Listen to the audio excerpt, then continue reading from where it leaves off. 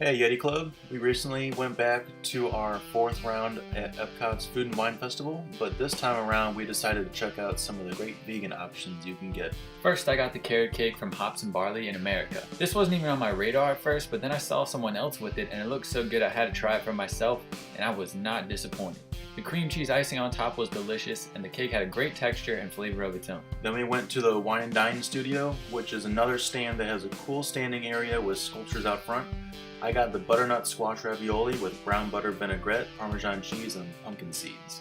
It had the consistency of a cheese stuffed ravioli. The vinaigrette hits you pretty hard at first, but it mellows out. I was pleasantly surprised with this one. I got these two on a different day and I thought they were alright.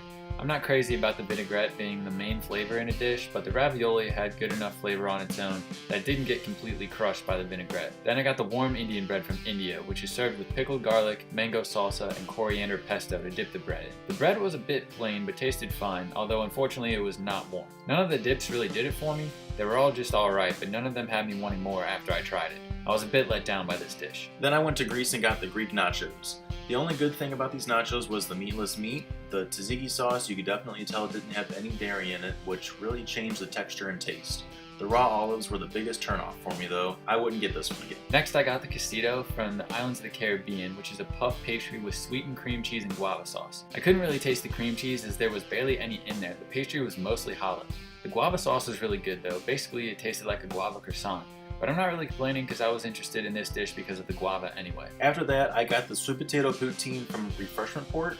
This is another one of those that isn't a Food and Wine stand, but it's a Food and Wine exclusive item, so it's more expensive than most other dishes at Food and Wine, but also is a bit bigger. It started off really well, but the sweetness got overwhelming really quick. I thought it would be mini marshmallows on top, but it had marshmallow fluff instead, which was a nice surprise. I'm a big fan of sweet potato, marshmallow, and caramel flavor combination, but if this dish was much bigger, I don't think I would have eaten it all because of how sweet it was. Last but certainly not least, I got the maple cheesecake with maple bourbon cream, caramel, and pecan crunch from the Cheese Studio. This had a really good balance considering it had such strong flavor profiles.